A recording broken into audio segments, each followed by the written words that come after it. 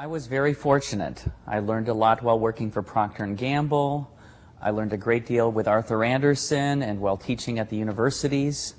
However, perhaps my most valuable experiences came from the rock and roll or concert production business. I found that the same expertise required to produce a concert with thousands of people and manage hundreds of staff members applied to producing a think-a-thon or a brainstorming session or a corporate event for thousands of people as well. Solution People, located in Chicago, Illinois, is probably one of the most fun and productive ways that you can imagine spending a workday. Fun because on entering the Thinkubator, their incredibly creative workspace, the first thing you're asked to do is to kick off your shoes and put on some nice, fresh tube socks. Toss them off to the side. Oh, by the way, you get to keep these socks. Productive because during your stay, Solution People offers an ROI, or return on ideas, money-back guarantee that you'll generate a wide variety of creative solutions to the problems you faced when you walked in the door. They say some people believe ROI stands for return on investment. I believe that ROI stands for return on ideas. So who attends a Thinkubator session? Well, to begin with, over 160 Fortune 500 companies on over 6 continents have put on the white tube socks at one time or another. More than 50% of the top, most innovative firms in the world selected by Businessweek magazine are customers of Solution People. And why do they come? Well, for a variety of reasons. People have problems, goals, and challenges. They come to us for solutions. We train brains and facilitate teams to think better, faster, and smarter. Including everything from creating and naming new products and services to obtaining help in creating their own innovative thinking spaces. Solution People's been written up in Fast Company magazine, Fortune, U.S. News and World Report, and countless others. They consider themselves a provider of services. But how do they figure out what a service is worth? Or a tool that's relatively inexpensive to produce, but provides very valuable returns?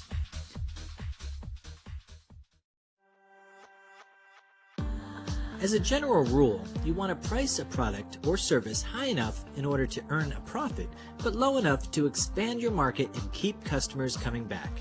We firmly believe in value pricing, so we give our customers a lot so they get a lot of value. With the training world, it's very competitive. However, we found that by giving them more resources and more experiences that they get great value from that.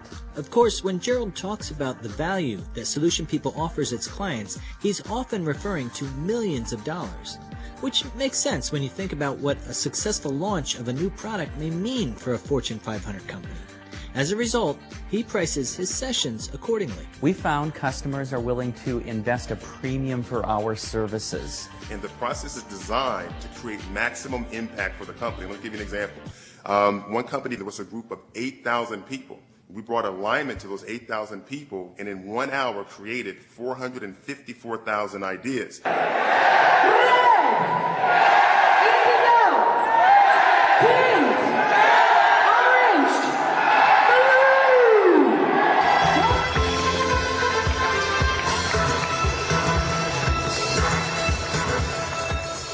And the ROI off of that has been significant.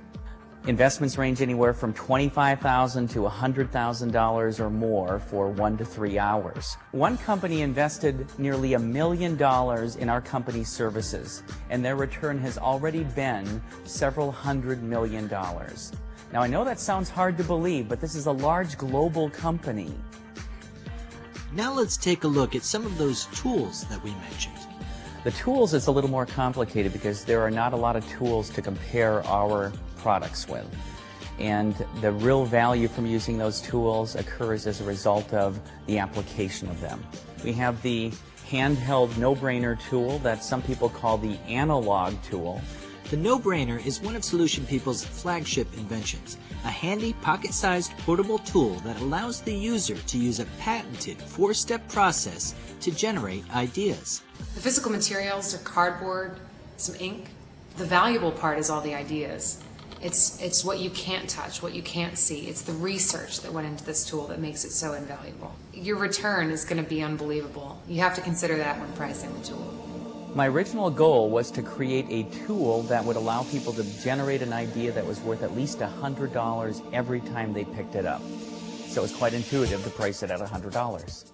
And for those people that have computers, we have FlashBrainer. We have the training, we have the analog tools, and now the e-tools is a great fit to the product mix per se. The development of a no-brainer tool follows the classic cycle for consumer products. We already know that our products and services can be used by nearly anyone almost anywhere. And so we look at new markets. We find customers to see if they're interested in the product or service. We test it with them, we get feedback, we improve it, and then we bring it to market. Quite a few people have asked us for tools that can be used on their cell phones, PDAs, and iPods. That's why the next versions of our products will meet those needs. But while the development cycle of a no-brainer tool is recognizable, the life cycle of the product is very unusual. Although we start out at the beginning, similar to other products, there's no end to the life cycle. People need to continue using the no-brainer until they stop thinking. From Gerald's Solution Man costume to the Thinkubator, every element of the Solution People experience is a blend of service, advertisement, and projection of value. So when they're not with us and they see our Solution People logo and they see the light bulb and they see the colors of the process, they think of Solution People and they're reminded of an amazing, productive, and results-driven experience, and they can't help but feel that original excitement and energy they had, and of course can't help but share it with somebody else. That secures client loyalty and inspires the viral word-of-mouth marketing that makes Solution People a success. Come in here, you work on investigating the real needs, you create ideas, you evaluate those ideas, and you develop an action plan so that when you leave here, you can execute it and start getting results. That excites people to the point that they want to go and talk to other people about it. Since they go straight into client hands without sitting on shelves like consumer products do, Gerald's tools neither need nor benefit from traditional packaging. But how does he preserve the informative aspects of packaging? We've taken our logo, our font, our color scheme, as well as our contact information, and integrated it into our product. When people see a no-brainer, they want to get one for themselves and get some to give to other people. And of course, they want to learn more about how Solution People can help them, and they want to learn more about our other products and services. Solution People's brand identity has attracted over 160 Fortune 500 companies on 6 continents. To maintain such a base, they migrate their core ideas into ever more cutting-edge formats. We are in fact one of the first companies to make the first innovation tool for the iPods, which is called the iPod Brainer. Ultimately, Gerald would like to stuff all of his innovative ideas into one comprehensive tool that could be used by just about anybody. So our future looks very bright.